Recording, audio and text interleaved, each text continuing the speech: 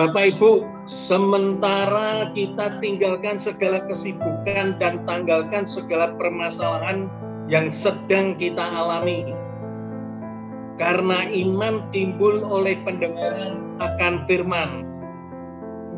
Dalam 45 menit ke depan kita serius, konsentrasi, fokus dengarkan sharing firman yang akan disampaikan oleh Pendeta Suhanda Supardi dengan judul Bagaimana Menerima atau Menyikapi Kasih Allah yang Begitu Besar.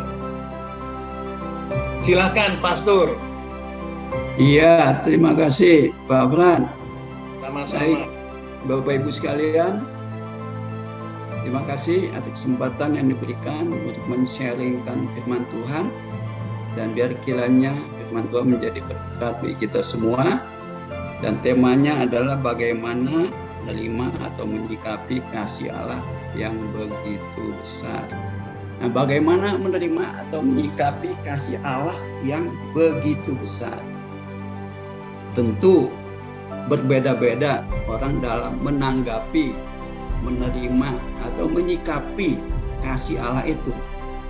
Kasihnya sangat besar, ya. Nah, bagaimana gitu menyikapinya? Apakah kasihnya hanya sedikit, hanya sebagian, atau besar? Besarnya sampai di mana gitu kita melihatnya? Ya, mungkin banyak perbedaan-perbedaan setiap orang dalam menerima atau menyikapi kasih Allah ini. Yang penting kita mau belajar bagaimana gitu ya sebenarnya yang Allah maksudkan dengan kasihnya itu yang diberikan pada kita. Banyak orang manusia lebih mementingkan berkat di dalam kehidupannya, yaitu berkat duniawi, juga mengenai keselamatan selama hidup di dunia ini, dan semua itu berhubungan dengan hal-hal jasmani. Ya, ini yang lebih dipentingkan, dititik beratkan di dalam mereka mengenal Allah. Dan kalau ini semua kalau kita lihat dikatakan bangsa-bangsa, setiap orang mencari semuanya itu, ya, berhubungan dengan sandang, pangan, dan kehidupan duniawi, kemewahan, dan lain sebagainya.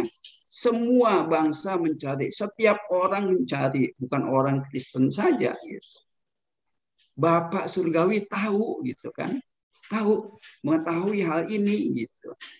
Maka itu Tuhan mengatakan, cari dahulu kerajaannya dan kebenarannya. Semua itu akan ditambahkan. Jadi yang utamanya cari Dia dahulu. Semua itu ditambahkan, gitu kan. Nah, banyak yang mengenal ayat ini hanya sebatas tahu dan tidak melakukannya. Nah, kalau kita sudah mengerti dan tahu ayat ini, sebenarnya ya hidup tidak ada yang harus dikhawatirkan. Karena Bapak tahu, gitu. Kalau kita mengimani, Bapak tuh tahu akan kesulitan saya. Bapak tahu masalah saya. Bapak tahu apa yang terjadi dalam hidup kita. Jadi sebetulnya hidup itu enak, enjoy gitu kan. Kalau kita mengerti bahwa Bapak tuh tahu gitu. Tapi yang penting apakah saya sudah mencari dan menemukan kerajaan dan kebenarannya. Nah itu. Jadi sudahkah gitu ya. Nah pagi hari ini kita nanti melihat bagaimana kasihnya itu yang diberikan pada kita dan semuanya itu cari kerajaan dan kebenarannya digenapi di situ semua. Nah kita akan lihat nanti. Mengapa gitu Allah sampai mengaruniakan anaknya, ya? Karena begitu besar kasih Allah akan dunia ini sehingga Ia telah mengaruniakan anaknya yang tunggal supaya setiap orang yang percaya kepadanya tidak binasa, melainkan beroleh hidup yang kekal. Nah, ayat ini banyak persepsinya, banyak pandangan-pandangan orang gitu kan, banyak multitafsir. Banyak perdebatan-perdebatan kalau kita gali lagi. Kalau hanya sekedar ini, oh ya, terima Yesus. Saya tidak binasa, berarti hidup yang kekal. Hanya sebatas itu. Dan kalau diteliti lebih jauh lagi, baru, oh, kalau begitu bagaimana ya? Oh, kok seperti itu ya? Nah hal ini akan terjadi terus ya. Dari 2000 tahun yang lalu sudah dianugerahkan anaknya itu, sampai sekarang dan seterusnya nanti semua itu sudah disediakan anaknya itu ya karena Allah bagi anak kita, cucu kita, dan keturunan seterusnya sudah tersedia. Tapi banyak yang tidak tahu, dan yang mengetahuinya pun hanya sekedar tahu dan melalaikannya. Tahu ayat ini, hafal ayat ini, tahu bahwa menerima hidup kekal itu di dalam anaknya yang tunggal yang diberikan. Sudah itu. Oh ya, saya percaya dalam anaknya, saya percaya saya menerima hidup yang kekal karena Allah mengasihi saya. Sudah, cukup. Apakah cukup seperti itu gitu kan? Nanti kita lihat lebih jauh lagi bagaimana sebenarnya kehidupan kita sebagai orang percaya yang Tuhan inginkan gitu kan? Apa gitu yang Tuhan inginkan melalui kasih-Nya yang diberikan itu gitu. Nah, kita lihat mengapa Allah mengaruniakan anaknya, apa sebabnya gitu kan sampai dikaruniakan. Nah, karena Allah tahu gitu kan, manusia itu tidak dapat menyelamatkan dirinya. Manusia tidak bisa. Kalau manusia mengatakan dia bisa menyelamatkan dirinya untuk mendapatkan hidup yang kekal tanpa kasih Allah, tanpa anugerahnya, itu sombong sekali gitu kan. Dia merasa mampu, saya bisa gitu kan. Saya berusaha, saya berpuasa, saya melakukan ibadah, baca kitab suci dan lain sebagainya, pelayanan, saya bisa mendapatkan hidup yang kekal. Nah, itu banyak orang pun mengatakan demikian.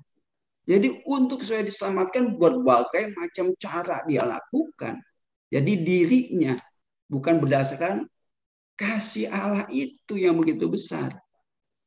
Nah, mengapa gitu sampai dikaruniakan anaknya begitu besar kasihnya? Karena semua orang telah berdosa, telah kehilangan kemuliaan Allah. Semua orang. Jadi tidak ada satupun yang tidak berdosa. Tidak ada satupun yang belum kehilangan kemuliaan Allah. Semua sudah. Semua manusia sudah berdosa. Semua manusia telah kehilangan kemuliaan Allah.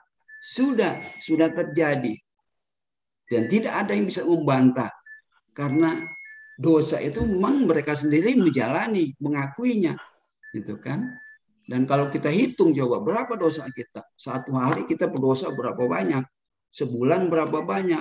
Setahun berapa banyak, umur kita udah 40 tahun, berapa banyak dosa yang kita lakukan. Walaupun kita berusaha untuk agar supaya tidak berdosa, berusaha agar supaya kita dapat menutupi atau menebus dosa kita. Susah, telah kehilangan kemuliaan Allah. Bahkan di Efesus ayat 1, kamu dahulu sudah mati karena pelanggaran-pelanggaran dosa-dosamu. Jadi kita sudah mati di hadapan Allah karena dosa-dosa kita. Di hadapan Allah kita semua itu mati. Tidak ada yang hidup. Kelihatannya saja kita hidup. Tapi di hadapan Allah kita mati. Ayat 3, sebenarnya dahulu kami semua juga terhitung di antara mereka ketika kami hidup di dalam hawa nafsu daging dan menuruti kehendak daging dan perbuatan yang jahat. Pada dasarnya kami adalah orang-orang yang harus dimurkai seperti mereka yang lain. Jadi bukan kita saja, mereka pun semuanya ya terhitung sebagai orang yang mati itu, yang kehilangan kemuliaan Allah. Kita termasuk semua orang. Dahulu kami semuanya terhitung. Nah, itu dahulu. Bagaimana nanti kita sekarang setelah melihatnya? Bahkan Yesus sendiri mengatakan, ya, lalu ia berkata kepada seorang lain, ikutlah aku. Tetapi orang itu berkata, izinkan aku pergi dahulu menguburkan bapakku. Yesus mengatakan, ikut aku. Tapi karena bapaknya meninggal atau mungkin masih sakit, nanti izinkan dahulu aku menunggu sampai bapakku meninggal, aku menguburkannya, baru ikut engkau. Yesus berkata, biarlah orang mati menguburkan orang mati. Tapi engkau pergilah dan beritakan kerajaan Allah. Jadi orang mati apakah bisa menguburkan orang mati kalau lihat perkataan Yesus? Tentu tidak. Tidak mungkin orang mati menguburkan orang mati. Tetapi yang dimaksud di sini adalah orang yang mengatakan izinkan aku dahulu menguburkan bapakku. Jadi dia itu walaupun hidup dianggap mati. Dia menguburkan bapaknya kalau sudah mati. Jadi orang mati menguburkan orang mati. Tapi Yesus mengatakan yang penting pergilah beritakan kerajaan Allah. Nah, kerajaan Allah itulah yang diberitakan seperti tadi Matius 5:33 yang membuat orang dari mati menjadi tidak mati gitu. Nanti kita akan lihat. Bahkan dikatakan, demikianlah kami sekalian seperti seorang najis dan segala kesalahan kami seperti kain kotor. Kami sekalian menjadi layu seperti daun dan kami lenyap oleh kejahatan kami seperti daun dilenyapkan oleh angin. Jadi perbuatan orang mati itu apapun yang dilakukan, perbuatan baiknya, perbuatan salehnya, pelayanannya dan lain sebagainya, kalau dia belum hidup, masih mati, seperti kain kotor di hadapan Allah. Bahkan najis perbuatannya. Karena perbuatannya itu yang dia lakukan tanpa mengenal Allah, mengatakan bahwa saya akan melakukan ini agar supaya berkenan kepada Allah. Agar supaya bisa diterima oleh Allah. Agar supaya mendapatkan kerajaannya, supaya mendapatkan hidup yang kekal. Dengan perbuatannya yang dikatakan seperti kain kotor. Bahkan seperti najis di hadapan Allah. Apapun yang diperbuat oleh orang yang mati itu bagaikan kain yang kotor. Nah, banyak orang yang berusaha di dalam hidupnya sebelum mengenal Kristus pun melakukan perbuatan baik, menjauhkan diri dari kejahatan-kejahatan. Apakah ini pun tidak berkenan? Apakah perbuatan baik mereka yang sebagai orang mati ini berkenan di hadapan Allah, bisa diterima? Nah, kalau kita lihat bahwa perbuatan baik dan jahat itu, walaupun mereka menjauhkan kejahatan, itu adalah buah akibat dosa.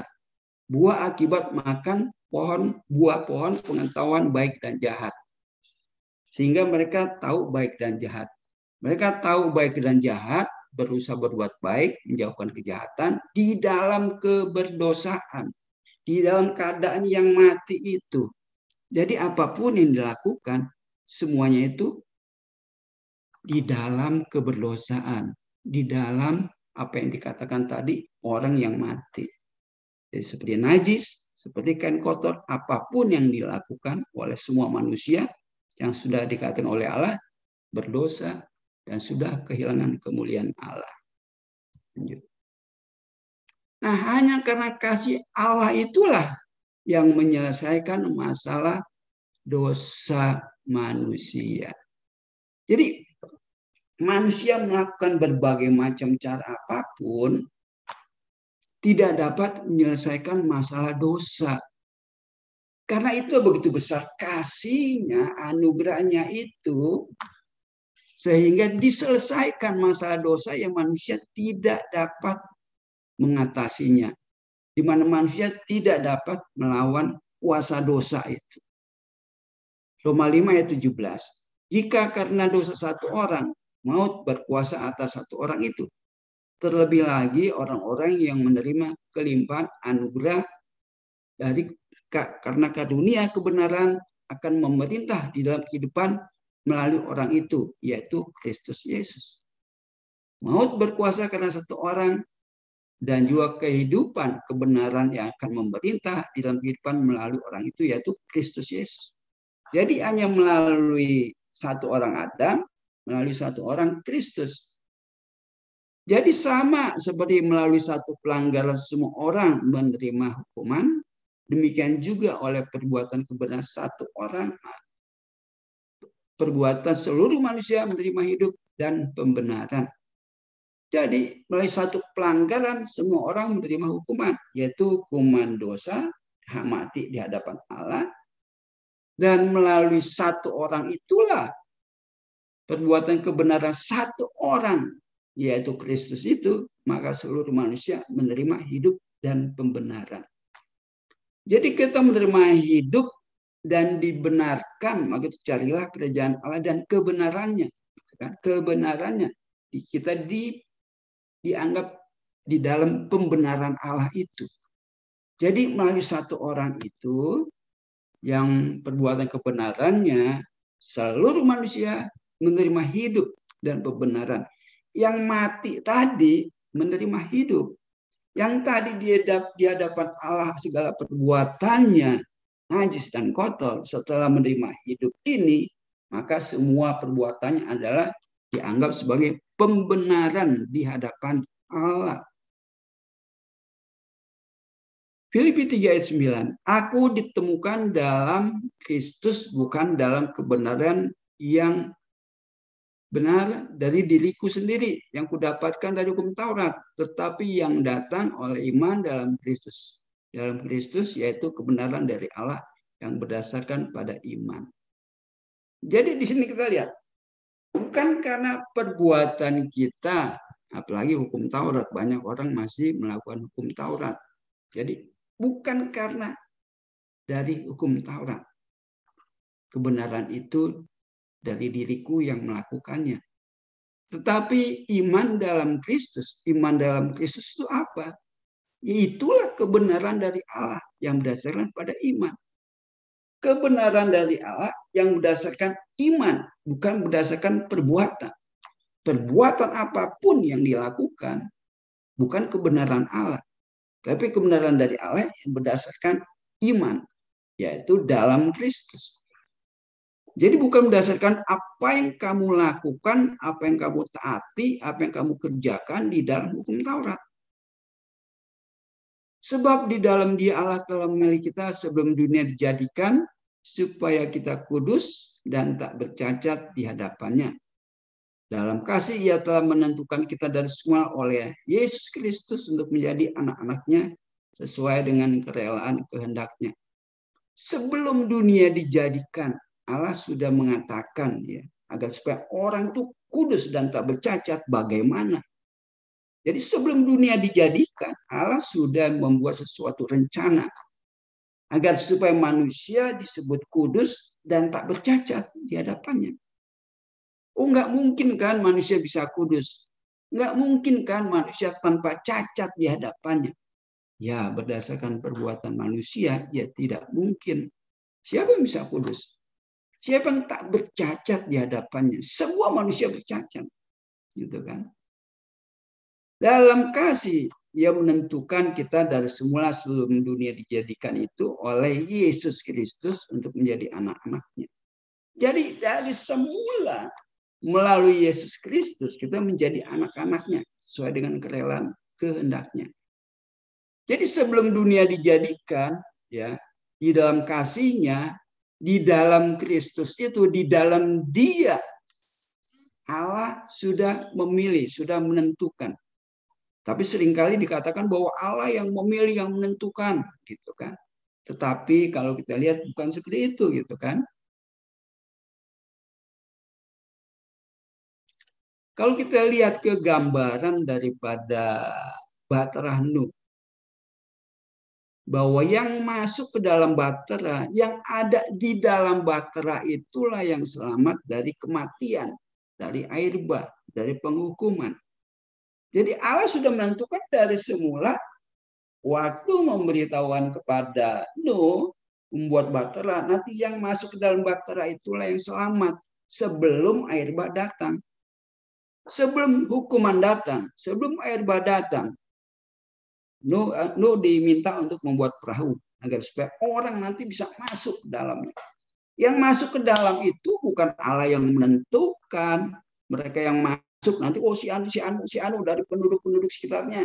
Allah menentukan sehingga mereka akan masuk ke dalam Bahtera. Tidak. Orang itulah yang melihat waktu Nuh membuat perahu Bahtera dan mengatakan ada banjir, yang mempercayainya dan tahu dan mereka akan masuk. Yang tidak mempercayainya ya tidak mau masuk, ya binasa oleh air bah. Begitupun sebelum dunia dijadikan, Allah sudah memilih, menentukan, memberitahukan nanti yang di dalam Dia itulah, di dalam Yesus Kristus itulah kita nanti kudus dan tak bercacat di hadapannya, ya, untuk menerima kasih-Nya itu. Jadi di dalam Dia kita menerima kasih sehingga dikatakan mendapatkan hidup yang kekal. Jadi melalui anaknya. Allah sudah merencanakan, Allah yang menyediakan anaknya, sama seperti Allah merencanakan air bah, Allah yang merencanakan membetaukan Nuh untuk membuat bahtera, sama. Allah yang merencanakan, Allah yang mewujudkan Kristusnya datang, dan kita yang mendengar berita bahwa melalui dia, di dalam dia itulah ada pembenaran, ada kehidupan kekal, ada keselamatan. Mau tidak kita masuk di dalam dia, ke dalam dia itu. Kalau tidak ya binasa, gitu kan. Nah ini harus kita pahami bahwa di dalam dia itu bukan Allah yang memilih, tapi kitanya melihat masuk. Di Filipi 3 ayat 9 di atasnya kan, aku ditemukan dalam Kristus, bukan dalam kebenaran berdasarkan dari diriku sendiri. Jadi bukan berdasarkan kebenaran diri kita, tetapi aku ditemukannya di dalam Kristus. Jadi Nuh beserta anak dan mantunya ditemukan di dalam bahtera, sehingga mereka itu dikatakan selamat. Kalau tidak ditemukan dalam bahtera seperti penduduk-penduduk yang lainnya, ya binasa. Kalau kita tidak ditemukan ada di dalam Kristus nih, karena kita tidak mau masuk di dalam Kristusnya, Kristus tidak ada di dalam kita, ya sama seperti di luar bahtera kita. Ini sudah dilihat, sudah direncanakan. Inilah rencana Allah. Kasihnya yang dinyatakan nanti pada saat Yohanes 3:16 itulah diwujudkannya. Kasih yang begitu besar diwujudkan agar supaya manusia tidak binasa, melainkan beroleh hidup yang kekal. Nah, kemudian kita lihat, ya. Sebelum masuk sini saya mau memperlihatkan ini dulu, bahwa tadi bukan karena melakukan hukum Taurat, gitu kan? Ada. Allah sudah memberikan kepada kita, memperlihatkan perlahan-lahan di dalam rencananya. Ya. Waktu manusia tadi kehilangan kemuliaan Allah, mereka hanya tahunya perbuatan baik dan jahat. Gitu ya. Perbuatan baik dan jahat saja. Tapi kemudian bukan hanya perbuatan baik dan jahat saja, tapi hukum Taurat pun ya termasuk di dalamnya bahwa manusia harus jangan hidup di dalam situ. Yang memberitahukan itu adalah Allah itu sendiri, yaitu kebenaran dari Allah melalui Kristus itu. Nah, karena kita lihat siapa itu Kristus itu, sehingga ia bisa melalui di dalam dia itu kita menerima pembenaran dari Allah.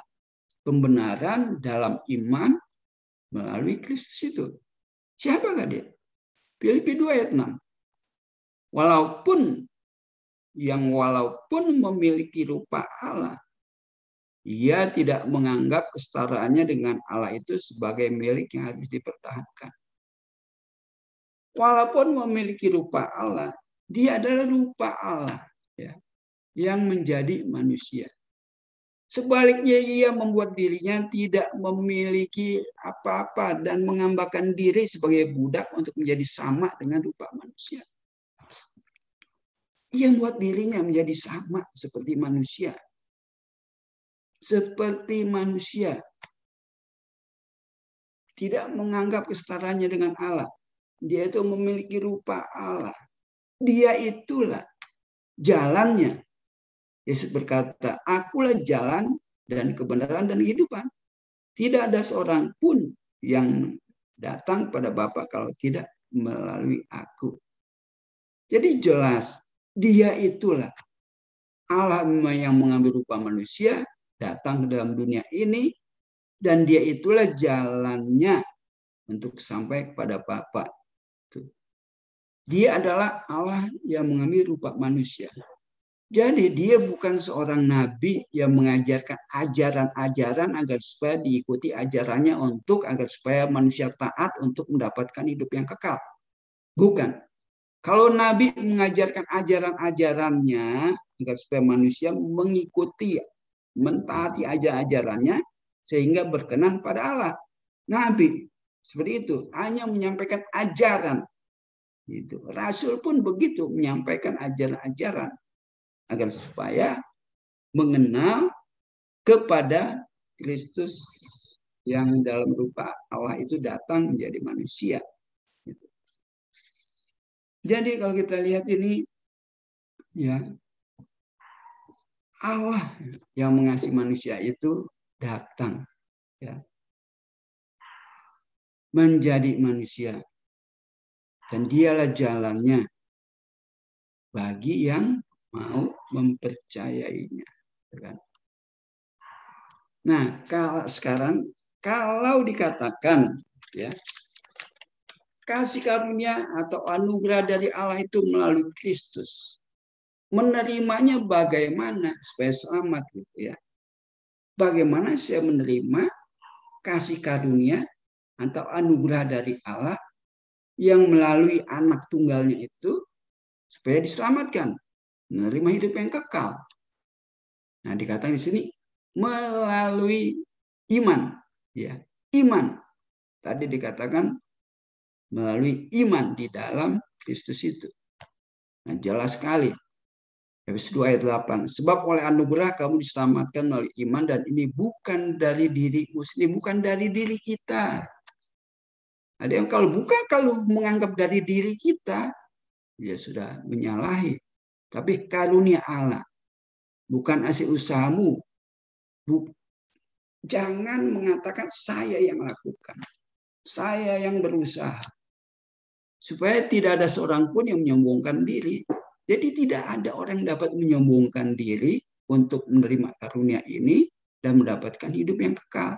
Tidak ada seorang pun seharusnya dapat menyombongkan diri dari apa yang dia lakukan, atau seperti taat pada ajaran para nabi, atau melakukan berbagai macam pelayanan, berbagai macam puasa, ritual, dan lain sebagainya, perbuatan baik, segala macam. Bukan itu. Tapi anugerah, gitu ya, diselamatkan karena kasih karunia Allah. Jangan ada yang sombong lah, gitu. Kalau kita lihat dari ayat ini, jangan menyombongkan diri. Maka Roma 1 ayat 17, sebab di dalamnya kebenaran Allah dinyatakan dari iman kepada iman. Sudah ada tertulis, orang benar akan hidup oleh iman. Orang benar itu hanya hidup oleh imannya kepada Kristus, kasih Allah yang begitu besar, yang mengaruniakan anaknya, bukan karena perbuatannya.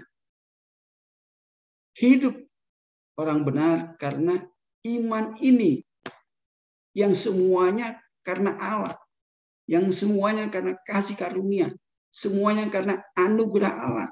Bukan diri saya, bukan perbuatan saya. Jadi itulah disebut orang benar, yang hidup oleh iman, bukan karena perbuatan. Loh, kan kalau nggak ada perbuatan bagaimana? Karena ada iman itulah, karena orang benar itulah, dia akan hidup benar. Karena iman itulah yang menuntun dia untuk benar, melakukan hal-hal yang benar, yang berkenan kepada Allah. Gitu. Jadi jangan diputarbalikkan. Imannya terlebih dahulu yang harus dimiliki, baru melakukan perbuatan-perbuatan benar. Kalau iman yang Allah inginkan belum dimiliki, walaupun dia perbuatan baiknya, itu sepotong. Jadi enggak sempurna. Jadi imannya yang terlebih dahulu harus ada. Kalau imannya tidak ada, belum disebut orang benar. Gitu. Jadi bukan perbuatannya dahulu baru dikatakan orang benar, orang beriman. Tapi orang beriman dulu baru perbuatan menjadi orang benar. Baru perbuatannya disebut perbuatan benar. Perbuatannya baru berkenan di hadapan Allah. Kalau imannya belum, maka perbuatannya saja untuk supaya menjadi orang beriman. Terbalik. Perbuatan saya inilah yang menunjukkan saya orang beriman. Ya, terbalik. Jadi menyombongkan diri karena perbuatannya ini. Sehingga saya dikatakan orang yang beriman. Bukan seperti itu. Berlawanan dengan Efesus 2 yang ayat 89 yang di atas. Menyombongkan hasil dari perbuatannya. Jadi iman yang harus ada terlebih dahulu. Baru perbuatan benar itulah yang akan mengikuti. Karena dia orang beriman. Roma 14 ayat 23. Akan tetapi orang yang bimbang akan dihukum jika ia makan tidak berdasarkan iman. Dan segala sesuatu yang tidak berasalkan dari iman adalah dosa. Jadi tanpa iman, apapun yang kamu lakukan dosa. Iman itu terlebih dahulu, bukan perbuatan yang terlebih dahulu sehingga disebut beriman. Jadi kalau perbuatan dahulu sehingga disebut orang beriman, itu dosa. Karena imannya belum ada, belakangan. Perbuatannya dahulu sehingga nanti dia dikatakan orang beriman. Ya, dosa. Karena dikatakan harus imannya dulu, berdasarkan iman baru melakukan perbuatan. Ini yang harus kita sadari. Iman terlebih dahulu, baru kemudian perbuatan.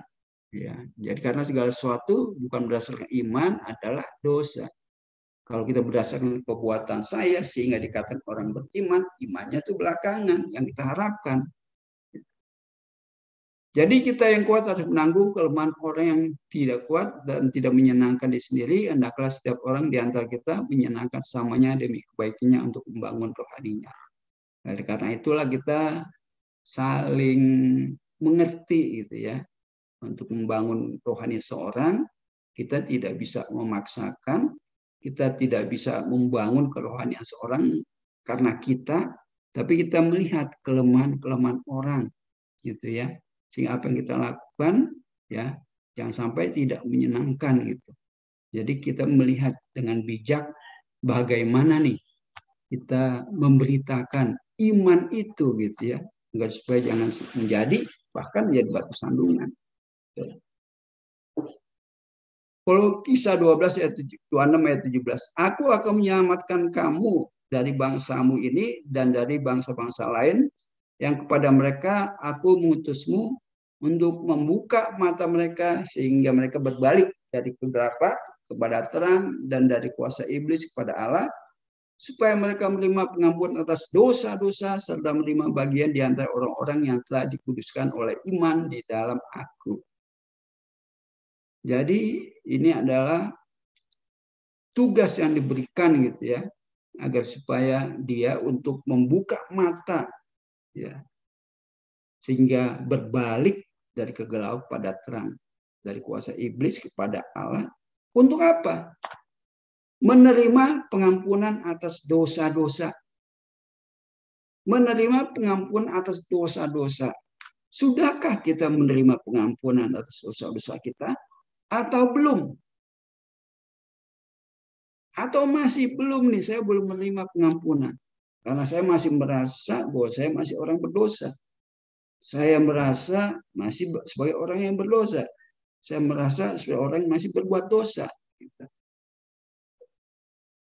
Setelah menerima pengampunan atas dosa-dosa, dikatakan juga, serta menerima bagian di antara orang-orang yang telah dikuduskan oleh iman.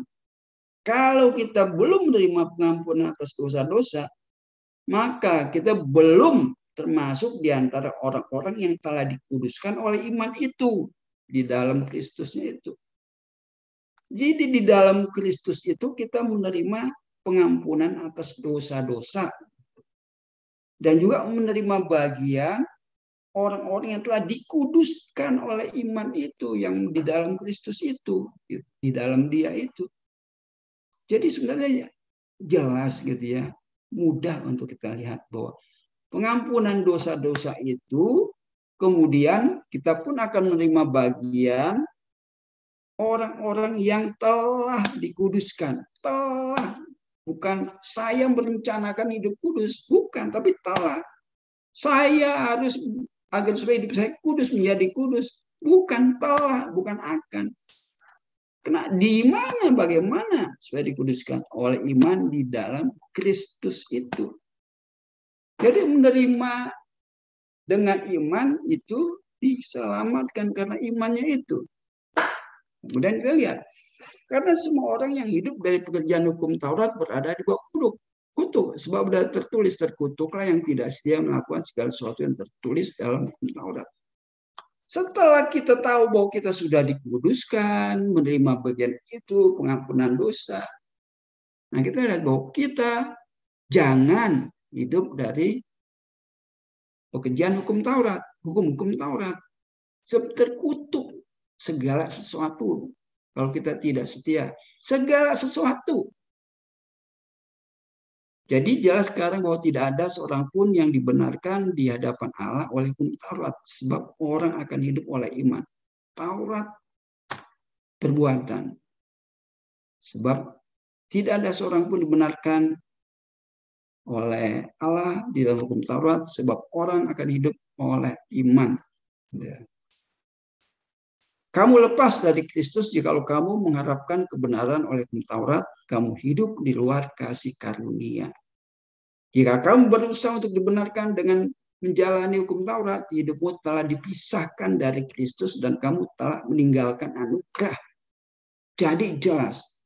Ada yang mengatakan ya hukum Taurat kan moral, hukum moralnya yang jangan ditinggal. Hukum seremonialnya kan sudah ditinggalkan, hukum moralnya ya kita harus tetap kita jalankan.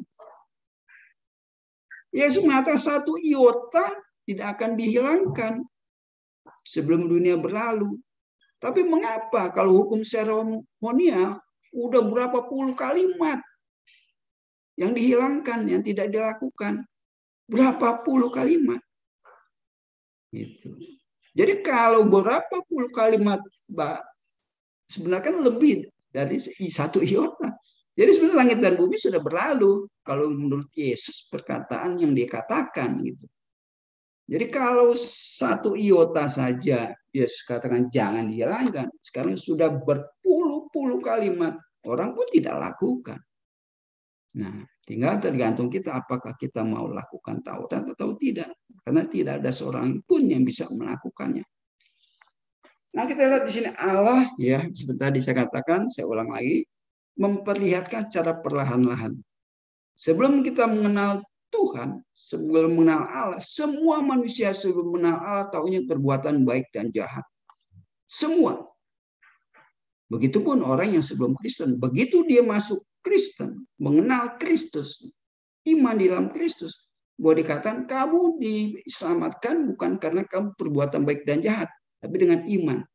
Di sini saja banyak perbantahan. Loh bagaimana saya nggak melakukan perbuatan baik bisa diselamatkan? Di bagian dasar ini seringkali terjadi pertentangan. Saya tetap harus melakukan perbuatan baik. Saya tetap harus menjauhkan kejahatan-kejahatan. Bagaimana saya bisa diselamatkan? Bagaimana disebut orang beriman?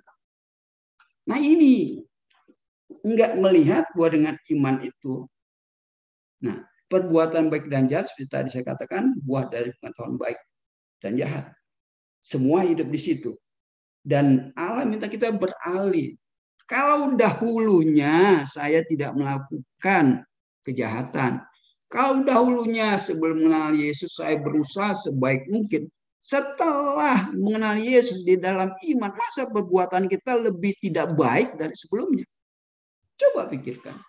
Apakah perbuatan kita menjadi lebih tidak baik kalau kita meninggalkan perbuatan yang baik dan jahat, kita mengenal Kristus dan hidup di dalam Kristus karena mengenal Dia. Saya melakukan segala sesuatu yang berkenan, hidup benar di hadapannya. Jadi hidup benar yang saya lakukan. Apakah ini gitu ya? Disebut nggak bisa, kamu nggak perbuatan baik, ya nggak selamatkan. Nah ini dasar. Setelah kita tahu perbuatan baik dan jahat itu sudah terlepas dari hidup kita masuk ke dalam Kristus, ada lagi tantangannya di Taurat. Makanya Allah membukakan perlahan-lahan. Karena setelah dia masuk Kristen, menjadi orang percaya, ada Taurat. Renungkanlah Taurat Tuhan siang dan malam. Hidupmu bagaikan pohon di tepian air yang berbuah pada musimnya. Renungkan Taurat siang dan malam. Berbalik Taurat direnungkan untuk dilakukan. Terjebak bahwa dia tidak bisa melakukan hukum Taurat. Sampai suatu titik dicerahkan Taurat supaya ditinggalkan. Lepas dari Kristus kamu kalau melakukan Taurat. Di sini dibukakan lagi bahwa Taurat itu harus ditinggalkan lagi. Loh kalau kamu meninggalkan Taurat, kamu moralnya apakah kamu harus melanggar? Loh kalau gitu boleh membunuh, boleh mencuri, boleh berzina, tidak menghormati orang tua. Sebelum kita mengenal Taurat, apakah kita tidak menghormati orang tua? Sebelum mengenal Taurat, apakah kita membunuh, mencuri, berzina? Tidak. Setelah mengasihi anugerah di dalam Kristus itu, bahkan kita melihat begitu besar kasihnya itu. Apakah kita mau jatuh di dalam hal-hal yang tidak kita lakukan sebelumnya? Ya tentu tidak. Hanya manusia saja yang menuduh, oh kalau gitu kamu boleh mencuri, kamu boleh berzina, kamu boleh tidak menghargai orang tua dan lain sebagainya. Ya tidak, gitu kan?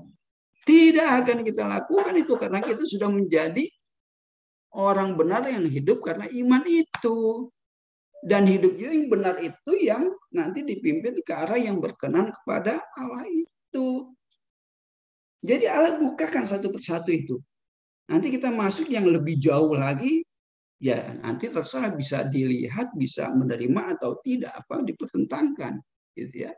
Nah kita lihat di situ jadi karena iman menerimanya kita diselamatkan. Nah, kita kebanyakan di Yohanes 3 ayat 16 hanya sebatas ini saja kan. Wah, kasih Allah begitu besar. Melalui anaknya saya diselamatkan. Saya percaya, mengimaninya terima hidup yang kekal. Oh, setelah ini ya selamat, selama-lamanya selamat. Apakah demikian? Apakah setelah ini hanya sampai di sini sudah selamat? Ya. Karena Allah sangat mengasihi dunia ini, Ia memberikan anak yang tunggal supaya setiap orang percaya kepadanya tidak binasa, melainkan beroleh hidup yang kekal. Apakah kita renungkan poin 1 sampai 4? Kalau kita sudah terima, berarti kita sudah menerima hidup yang kekal. Karena kan saya sudah percaya kepada anaknya. Saya percaya bahwa kasihnya sudah diberikan. Dan karena saya mengimaninya, saya menerima hidup yang kekal. Apakah iya? Sudah. Bahkan Yohanes 3 ayat 16 yang lain mengatakan karena begitu besar kasih Allah akan dunia ini sehingga Ia telah mengaruniakan anak yang tunggal supaya setiap orang yang percaya kepadanya tidak binasa melainkan beroleh yang hidup kekal. Jadi Allah mengasihi, Ia memberikan. Begitu besar kasih Allah sehingga Ia telah mengaruniakan. Ia memberikan dan mengaruniakan. Nah, persoalannya kalau hanya 1 sampai 4, kalau ada pertanyaan, ya. Kalau sudah diberikan dan dikaruniakan, pertanyaannya sekarang adalah di manakah keberadaan anak yang telah diberikan, dikaruniakan di dalam kehidupan ini? Kita tidak binasa karena telah menerima anaknya yang diberikan. Kalau anaknya telah diberikan, dipertanyakan di mana sekarang anaknya di dalam kehidupanmu sekarang ini? Ada di mana anaknya? Coba kita renungkan. Ada di mana anaknya sekarang ini? Bahwa Allah telah mengatakan, telah memberikan, telah mengaruniakan. Ada yang mengatakan, ya anaknya itu sekarang di surga. Anaknya itu nanti akan datang membangun kerajaan 1000 tahun.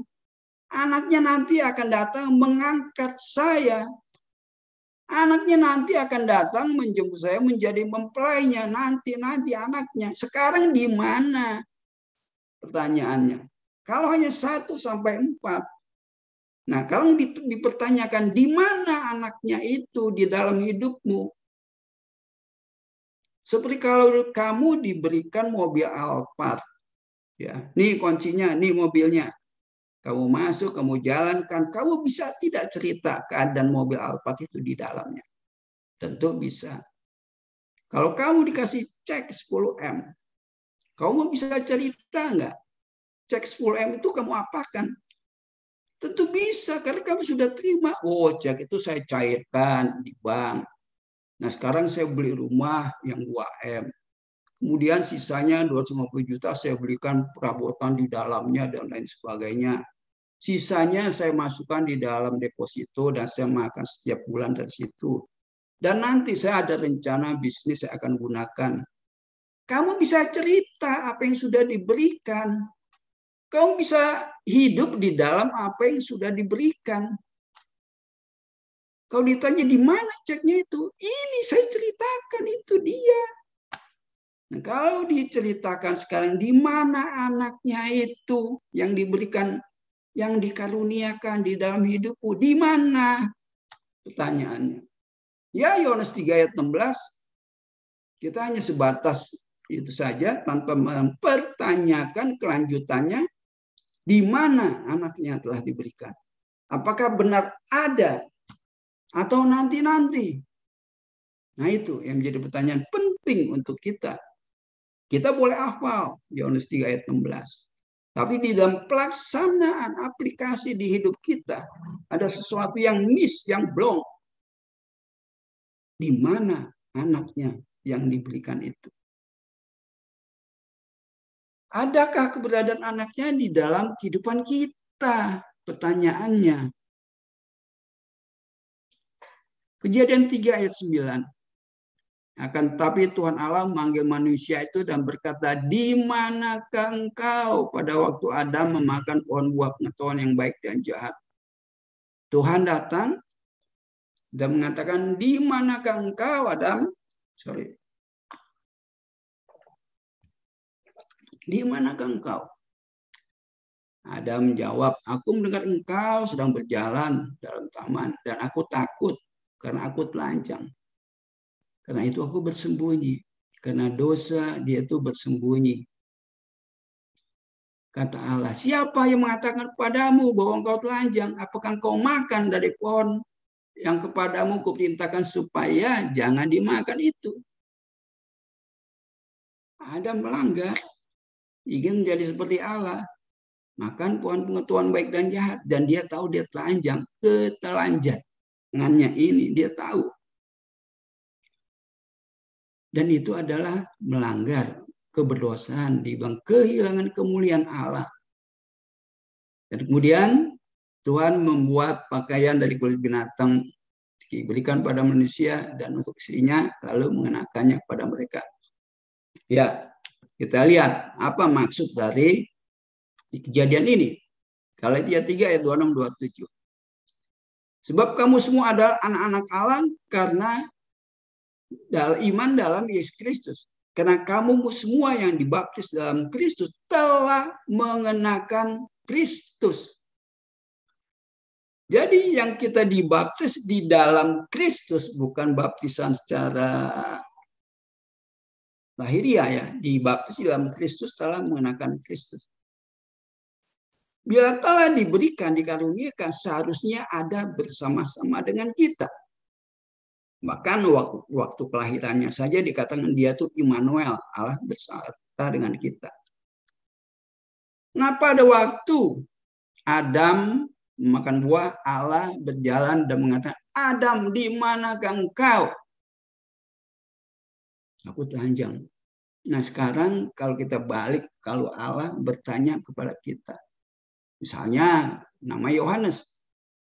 Yohanes di manakah engkau? Apa jawabnya? Kalau ada mengatakan, aku telanjang.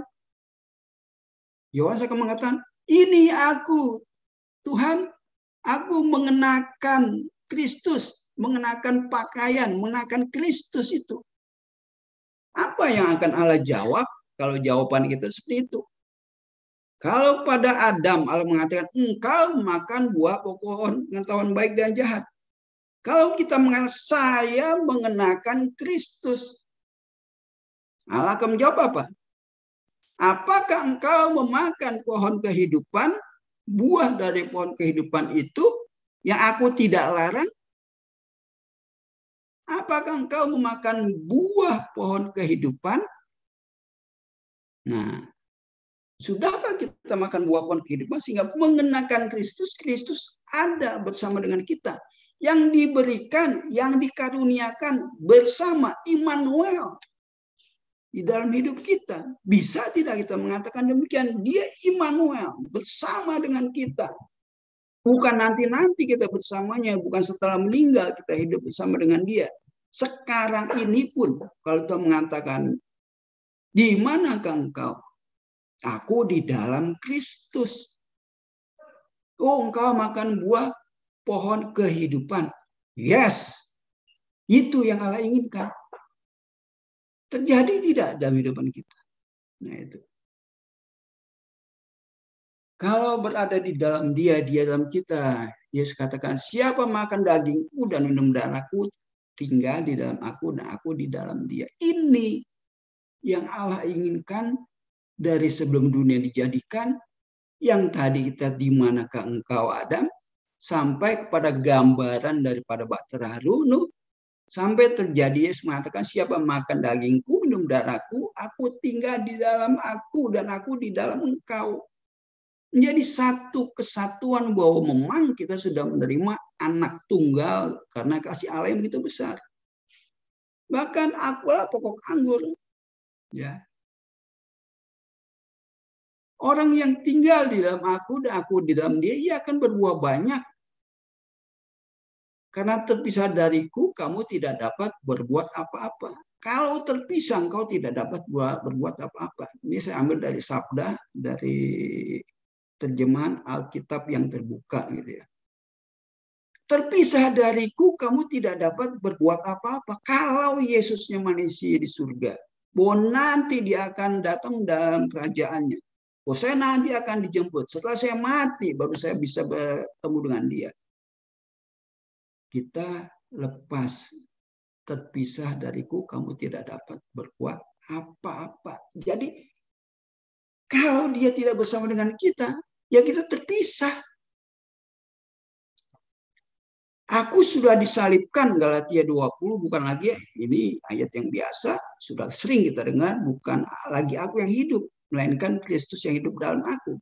Hidupku yang sekarang ini kuhidupi dalam daging adalah hidup oleh iman dalam anak Allah yang mengasihi aku dan berikan dirinya untuk aku. Kristus yang hidup dalam aku. 2 Korintus 13 ayat 5.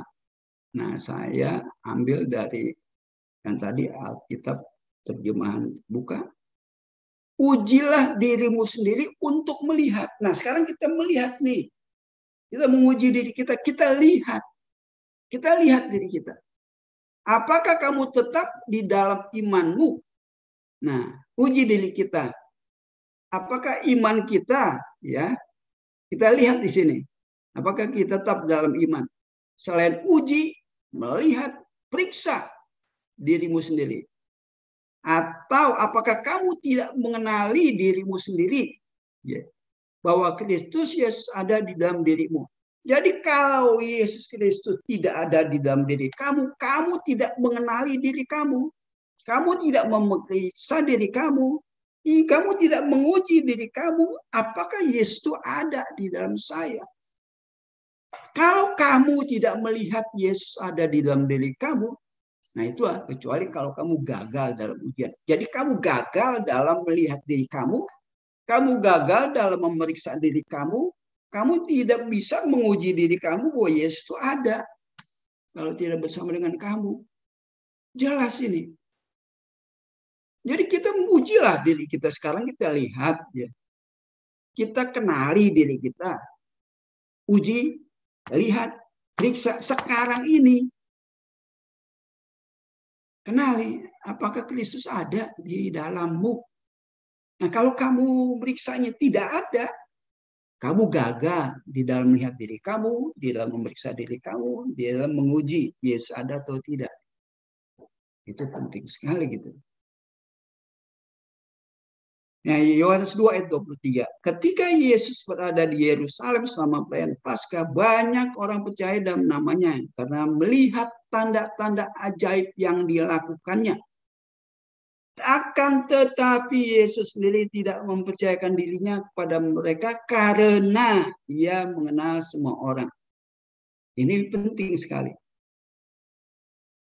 Banyak orang percaya dalam namanya, tetapi karena melihat tanda-tanda ajaib. Banyak orang sekarang pun percaya pada Yesus karena tanda-tanda ajaib. Karena mengalami atau menerima tanda-tanda ajaib. Ya. Banyak orang mengikut Yesus karena menginginkan keajaiban-keajaiban. Problem diselesaikan, diberkati, sakit disembuhkan, ekonomi dipulihkan, hidup makmur, kecelakaan menjadi diselamatkan. Nah, kalau hanya tanda-tanda ajaib yang kita dasarnya untuk ikut Yesus, Di ayat 24 ini yang harus kita lihat. Sama seperti ayat yang di atas tadi. Akan tetapi Yesus sendiri tidak mempercayakan dirinya kepada mereka. Yesus tidak mempercayakan dirinya kepada mereka. Dia tidak mau ada di dalam mereka. Karena ia mengenal semua orang. Dia mengenal semua orang. Jadi kita lihat di sini. Banyak orang tidak ada Kristus dalam kehidupannya. Kenapa? Yesus tahu orang ini mengikuti dia karena apa? Dan kalau Yesus tahu dia mengikuti Yesus karena ada sesuatu tanda-tanda ajaib yang dia inginkan untuk dirinya, keinginannya, dia tidak akan mempercayakan dirinya ada di kehidupan mereka. Tidak akan. Yesus sendiri yang mengatakan demikian. Jadi kita harus beralih mempercayakan kepada Kristus, ya, bukan karena tanda-tanda ajaib yang dilakukan untuk kita kehidupan di dunia ini. Banyak orang mengikut dia karena mereka mendapatkan roti. Banyak. Zaman sekarang pun banyak. Nah, Yesus tidak mempercayakan dirinya kepada mereka. Bagaimana supaya Yesus mempercayakan dirinya kepada kita? Mempercayakan dirinya ada di kita. Nah, itulah yang tadi di atas banyak sekali sudah dijelaskan. Salah sasaran bila manusia mencari Yesus untuk kebutuhan duniawi. Sehingga Yesus tidak akan mau ada di dalam kehidupannya. Nah, sekarang kita lihat masuk ke poin lanjutnya lagi. Apa maksud begitu besar kasih Allah akan dunia ini? Ya.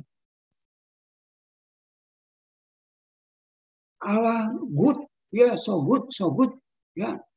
Karena begitu besar kasih Allah akan dunia ini sehingga telah mengaruniakan anak yang tunggal supaya setiap orang percaya kepadanya tidak binasa, melainkan beroleh hidup yang kekal.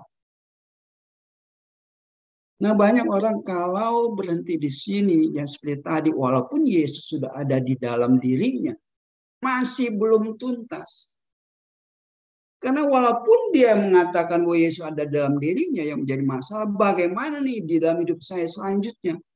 Saya masih melakukan kesalahan, saya masih berdosa, saya merasa bagaimana hidup ini, banyak hal-hal yang kadang-kadang masih membingungkan, bagaimana kenyataannya saya belum kudus dan lain sebagainya, sering menjadi pertanyaan, masih belum tuntas.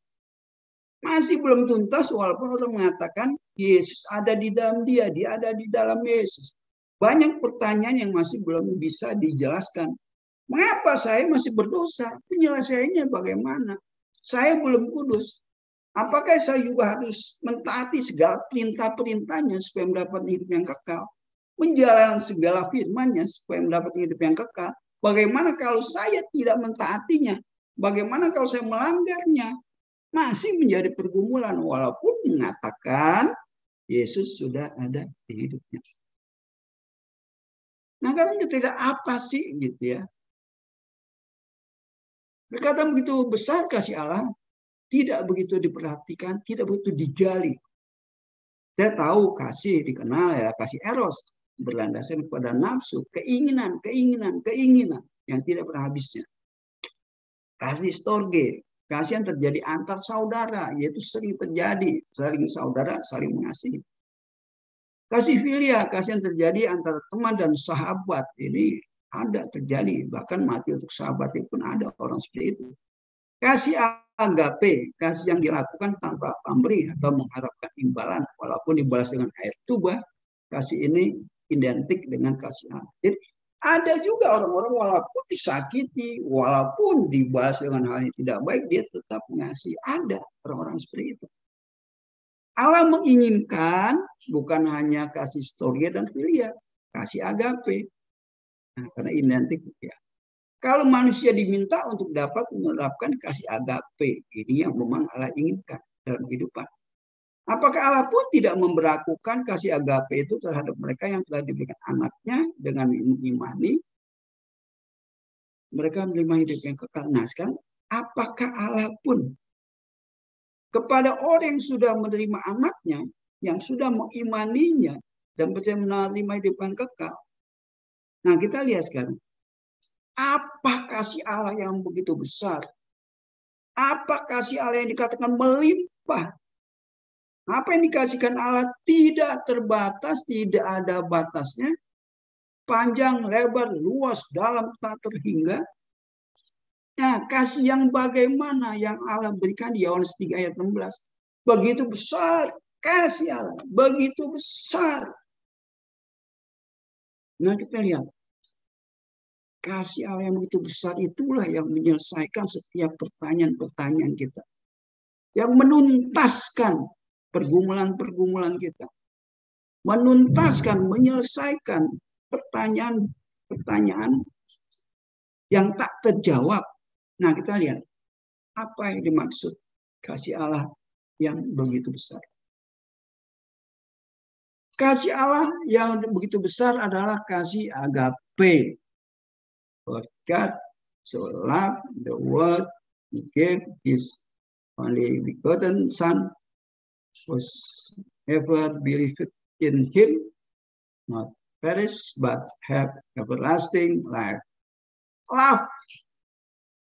Love. G25 strong. Begitu besar kasih Allah yang bagaimana? G25 ini. G25 adalah kasih agape. Kasih agape Allah itulah bagi yang menerima anaknya, yang percaya, yang mengimani, sehingga menerima hidup yang kekal. Agape. Kasih Allah amazing, ajaib. Bukan ajaib karena kita sakit disembuhkan. Bukan ajaib karena kita terhindar dari kecelakaan. Bukan ajaib tadinya berhutang banyak dilunaskan. Bukan ajaib seperti itu. Tetapi walaupun, nah kasih agape kan walaupun kita pun walaupun kita disakiti, kita masih. Walaupun kita dikhianati, kita tetap berteman dan lain sebagainya. Nah sekarang kita bisa bayangkan tidak kalau kasih Allah itu kasih agape. Bisa tidak kita bayangkan kalau kasih Allah itu kasih agape bagi yang menerima anaknya yang tunggal, yang mengimani, dan menerima hidup yang kekal. Apakah kasih Allah yang agape itu masih menuntut balas? Apakah kasih agape itu masih menuntut sesuatu dari diri kita? Nah, kita renungkan. Coba kita renungkan. Apa dampaknya kalau kita melihat kasih agape itu? Apa dampaknya? Kasih agape amazing, ajaib. Ini benar-benar tak terhingga, tak terbatas, tak terhingga. Apa yang terjadi? Kita bisa melihat. Kalau kita mengatakan ini ya, amin, kasihnya agape. Apa sih? Kita sering melihat ayat-ayatnya, tapi kadang-kadang kita meragukan. Kenapa kita meragukan? Karena tidak melihat bahwa dia tuh mengasihi kita secara agape. Bahkan kita katakan, kalau saya masih seperti ini lagi, kalau saya berbuat seperti ini lagi, kalau saya seperti ini lagi, bagaimana? Bagaimana menerima menyingkapi kasih agape Allah? Apa dampaknya sih bagi kita? Apa sih? Nah, percaya tidak sih kalau kita sudah di dalam Dia itu tidak ada lagi penghukuman bagi kita dalam Kristus Yesus. Kasih agape itu memungkinkan kita tidak menerima penghukuman lagi. Bisa nggak kita mengaminkan ini? Kasih agape ini berlanjut terus di dalam hidup kita. Bukan sekarang ini saja sampai kita mati. Hukum roh kehidupan di dalam Yesus Kristus telah memerdekakan kita dari hukum dosa, hukum maut. Percaya tidak kasih agape-nya ini yang seperti itu? Apakah kita mengatakan, ya saya masih dihukum karena dosa. Oh ya saya masih mendapatkan penghukuman. Oh ya nanti saya masih diadili. Apakah belum selesai yang dimaksud diadili itu? Kalau kita melihat kasihnya yang agape itu, apakah belum selesai urusannya kita dengan Dia? Selesai.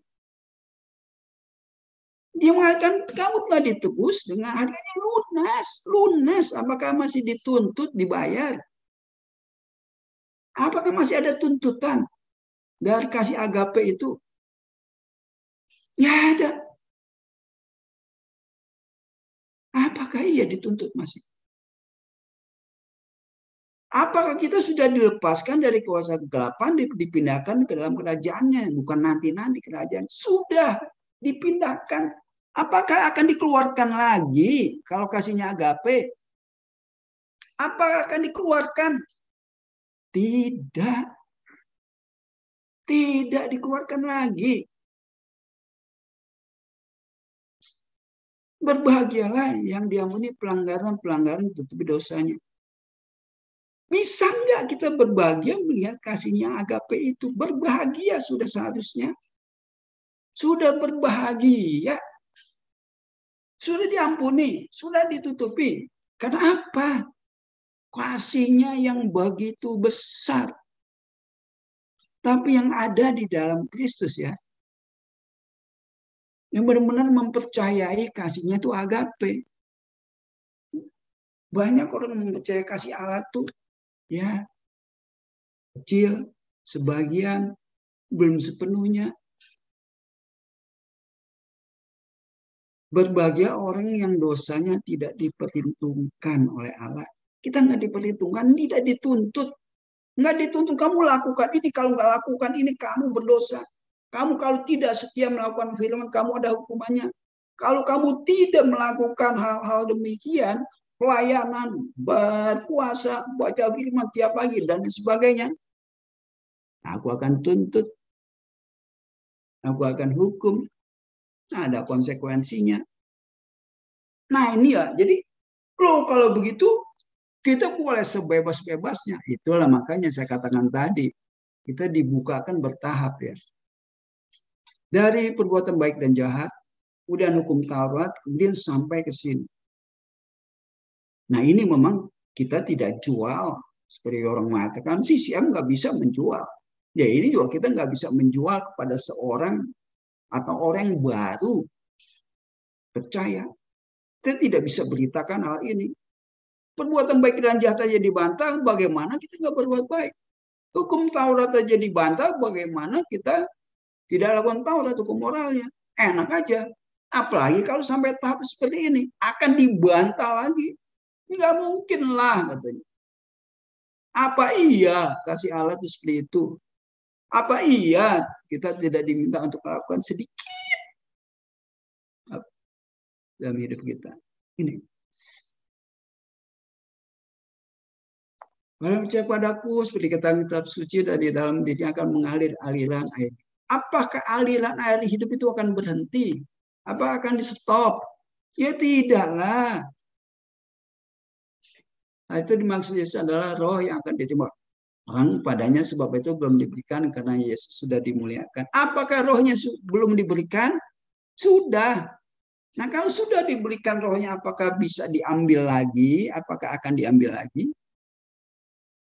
Tapi perhiasanmu ialah manusia batinnya yang tersembunyi dengan yang tidak binasa, berasal dari roh yang lemah lembut, tentram, dan yang berharga di mata Allah.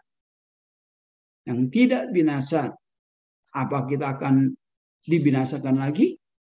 Apakah kita akan dibinasakan lagi kalau kita tidak taat, tidak setia, tidak melakukan firman, tidak beribadah, tidak ini, tidak itu.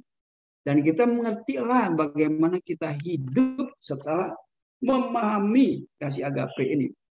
Kalau orang tidak memahami kasih agape, ya dia akan mengatakan nggak bisa. Kalau gitu enak aja, saya hidup semau maunya, ya silakan gitu kan. Nah, apa yang harus dikerjakan setelah itu? Ya, jika demikian, apakah yang hendak kita katakan? Bolehkah kita bertekun dalam dosa supaya semakin bertambah kasih karunia itu? Ya tidak. Kasih karunia itu sudah cukup, nggak ditambah-tambah lagi, sudah cukup. Apa kita boleh bertekun dalam dosa? Seringkali kan kalau kita bebas. Tidak. Kita sudah hidup di dalam itu, seperti tadi dikatakan, tidak mungkin lah sebelum kita kenal Kristus juga kita tidak berbuat yang semau kita. Kan kita sudah mati bagi dosa dikatakan. Tidak tahukah kita semua yang telah dibaptis dalam Kristus, dibaptis dalam kematiannya. Sama kita sudah dibangkit dari antara orang mati oleh kemuliaan Bapa, demikian juga kita akan hidup dalam hidup yang baru. Kita hidup bersama dengan Dia. Kita menjadi satu dalam kebangkitannya. Kita hidup bersama dengan Dia. Manusia lama kita sudah disalibkan, ya, hilang kuasanya, sehingga kita tidak melakukan hal yang tidak berkenan. Jangan berhambakan diri ke sana. Sebab siapa yang telah mati, ia telah bebas dari dosa. Jadi kita, jika kita telah mati dengan Kristus, kita percaya bahwa kita akan hidup dengan Dia. Seperti bayi yang baru lahir, hendaklah kamu menginginkan susu rohani yang murni supaya kamu bertumbuh dalam keselamatanmu. Jadi kalau bayi, pertumbuhannya harus selalu bertumbuh. Sebab pertumbuhan dari bayi, akil balik, dan dewasa. Bayi tidak bisa menerima makanan keras. Selalu dilepeh kekerasan. Dilepehkan lagi, dikeluarkan lagi dari mulutnya. Banyak hal yang dari sisi ampun apa yang disampaikan, dikeluarkan lagi. Tidak diterima, terlalu keras. Tidak bisa dijual. Kan? Tidak bisa diterima. Karena akal manusia tidak bisa melihat apa yang Allah inginkan. Namun, hendaklah menginginkan susu rohani yang murni. Nah, bertumbuh sehingga kamu benar-benar mengerti akan keselamatanmu, kepastian, gitu. Kepastian. Jika kamu sudah sungguh-sungguh merasakan bahwa Tuhan itu baik, ya. Nah, banyak orang belum merasakan bahwa Tuhan itu baik. Banyak orang belum merasakan bahwa Tuhan itu amazing grace. Agape kasihnya. Banyak yang orang belum merasakan. Kalau sudah merasakan, ya harus TikTok sendirilah mencarinya supaya benar-benar merasakan.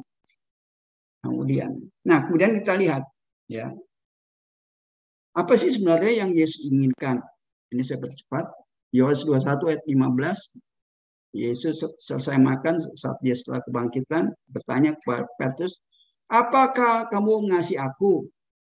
Petrus menjawab, engkau tahu bahwa aku mengasihi engkau. Yesus bertanya, apakah kamu mengasihi aku? Mengasihi ini di dalam strongnya adalah G25. Tapi Petrus menjawabnya dengan G5368. Yesus ingin Petrus mengasihi dia secara agape. Tetapi Petrus menjawabnya dengan filio. Enggak nyambung. Jadi Tuhan menginginkan kita sebenarnya mengasihi dia secara agape juga. Gitu. Karena dia bertanya dengan agape. Tapi Petrus menjawabnya dengan filia. Sampai dia bertanya kedua kali. Apakah engkau mengasihi aku? Tetap saja Petrus menjawab dengan filia. Pertanyaan Yesus tetap agape. Kemudian pertanyaan ketiga. Yesus menurunkan. Apakah engkau mengasihi aku? Tapi bukan dengan agape lagi. Tapi dengan filia. Gitu ya. Dan Petrus menjawab juga dengan filia. Nah, sebenarnya Yesus menginginkan kita pun mengasihi dia dengan agape. Sehingga sinkron. Sama. Kasih dari Allah agape dan dari manusia pun agape kepada Allah. Jadi di sinilah jadi hidupku bukan aku lagi. Hidupku bukan aku lagi kalau kita sudah bertemu kasih Allah dengan kita itu yang Yesus inginkan agape. Tapi banyak sekali ya orang mengasihi Allah dengan eros, keinginannya. Menganggap dia sebagai filia, sebagai sahabatnya. Sehingga boleh mau minta dan lain sebagainya, masih menganggap dia sebagai sahabat yang ya bolehlah dan lain sebagainya, melakukan segala sesuatu. Tapi kalau kita sudah mengasihi dia dengan agape, coba renungkan di perjalanan hidup kita nanti sepanjang hidup, bagaimana agape itu bisa terlaksana dalam hidup kita, di dalam kita bersinkron dengan Allah. Nah itu memang akhirnya memerlukan kita sendiri yang mengalami, yang TikTok akhirnya mengerti dan terjadi di hidup kita, sehingga kasih Allah bertautan dengan kasih kita. Kan? Penutup, apakah Allah menyesali kasih karunia dan panggilannya? Tidak. Allah tidak menyesali apa yang sudah diberikannya itu, kasih agapenya itu sudah diberikan, dia tidak menyesalinya karena dia tahu kepada siapa. Kepada siapa orang itu yang menerima anaknya nanti dia sudah tahu. Bukan dia pilih, tapi dia tahu. Dia akan sampai kepada taraf agape itu. Dia akan tahu. Apakah dia menyesali? Ya tidak. Tidak akan menyesali. Sebab seperti kamu dahulu tidak taat pada Allah, sekarang beroleh kemurahan karena ketidaktaatan. Demikian juga mereka sekarang tidak taat supaya oleh kemurahan yang telah kamu peroleh, kamu juga akan beroleh kemurahan. Jadi kalau kita mengatakan kita taat pada Allah, maka kita tidak akan beroleh kemurahan.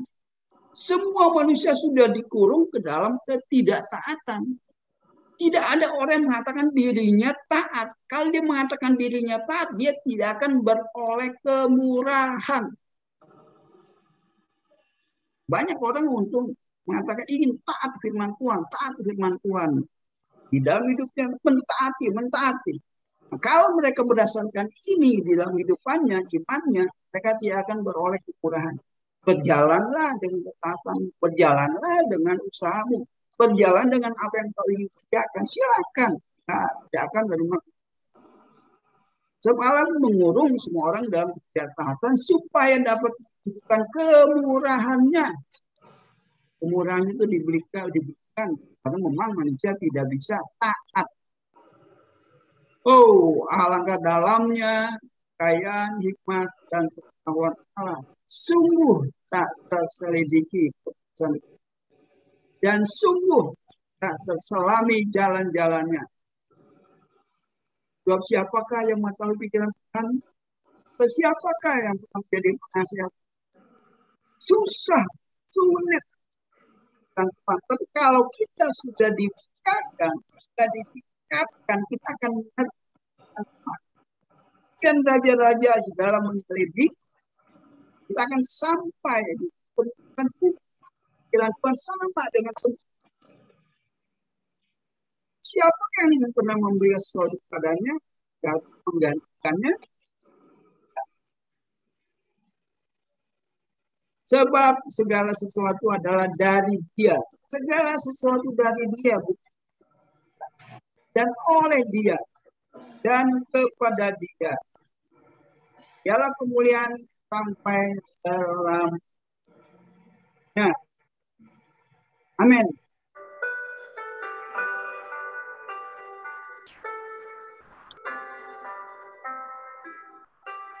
Tuhan, kasih-Mu begitu ajaib. Kasih-Mu. Seringkali kami menganggap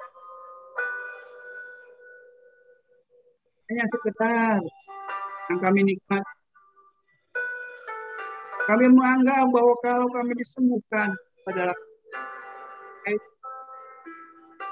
Kalau kami menganggap bahwa masalah persoalan kami yang kasih, kau begitu kasih kami. Tuhan, kalau kami menganggap semua kesulitan masalah ekonomi kami kau selesai, lalu kami menganggap bahwa kasih-Mu itu adalah kasih yang besar. Kami melupakan kasih yang benar-benar ajaib. Kasih-Mu yang benar-benar yang kau curahkan bagi kami. Kasih-Mu yang melampaui akal dan bahkan tidak mungkin kami bisa terima dan kami mengerti Tuhan. Kami melihat kasih-Mu cukup bagi kami untuk di dunia ini. Bahkan untuk kami nanti untuk datang ke hadirat-Mu, cukup kasih-Mu Tuhan, bahkan berlebihan. Sungguh tidak layak kami kalau kami mengatakan kasih-Mu itu terbatas. Sungguh tidak pantas kami Tuhan kalau kami mengatakan kok kami menderita hidup di dunia ini, kok kami kekurangan, kok kami tertindas, kok kami masih hidup di dalam kehidupan yang sahkan ini. Tuhan, buka hati kami. Buka hati kami lebar-lebar sehingga kami menyadari akan kasih-Mu. Engkau sudah membebaskan kami dari hukum perbuatan baik, sehingga kami tidak terlibat lagi di sana. Sehingga kami tidak mendapatkan hukuman karena kami tidak berbuat baik dan kami berbuat jahat. Engkau pun sudah membebaskan kami dari hukum Taurat, di mana kami tidak mampu untuk melakukan. Engkau sudah bebas. Dan terlebih lagi Tuhan, kami mengucap syukur. Kasih-Mu yang begitu besar, yang begitu ajaib, yang tak terhingga, yang tak terbatas oleh kata-kata, dan tidak dapat dilukiskan, sepenuhnya sudah diberikan oleh melalui Anak-Mu. Allah itu adalah kasih, dan kasih-Mu sudah diberikan, itulah Anak. Kami sudah menerima kasih agape-Mu yang tidak menuntut kami, yang tidak mungkin akan menghakimi kami lagi, yang menghukum kami lagi. Terima kasih Tuhan. Biarkah kiranya kami mengerti dalam hidup ini, kami pun dapat layak mengasihi Engkau, bukan hanya dengan kasih eros, kasih filia, tapi dengan kasih agape, di mana Yesus pun menginginkan Petrus mengasihi dia secara agape. Kami percaya Tuhan, kalau Kristus ada di dalam kami pun dapat di dalam hidup ini menerapkan kasih agape terhadap Engkau, hingga kasih-Mu dengan kasih kami sudah menjadi satu, bertautan, saling mengerti. Terima kasih Tuhan, terima kasih. Segala puji, hormat, segala syukur, sukacita, damai sejahtera yang tak terkatakan, kami ucapkan syukur. Haleluya, haleluya. Terima kasih. Kasih-Mu, amazing grace. Haleluya. Di dalam Kristus, sekali lagi kami ucapkan syukur. Amin. Serahkan ke Pak Frans. Amin, amin, amin. Kalau kamu tidak tahu Kristus ada di dalam kamu, berarti kamu tidak mengenali dirimu sendiri. Terima kasih Pastor Suwanda Supardi atas sharing firman-Nya.